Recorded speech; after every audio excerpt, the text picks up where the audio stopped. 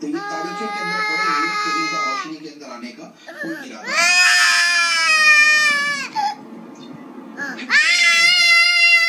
ہم نے جتنے دیکھنے کے پیچھے جو مقصد ہوتا تھا وہ یہی تھا کہ ان کو خوشخبریاں سنا کے اللہ کے عذاب سے ڈرانا. تو اب جو ان پر ایمان لے آتا تھا اپنی قیامت کے دن جو ہے وہ غمگین ہوگا. جبکہ جو پھر کفار نبی کریم علیہ الصلوۃ والسلام سے یہ مقابلے کرتے ہیں ایمان کے تناسب بھی حد کر دیا ہے.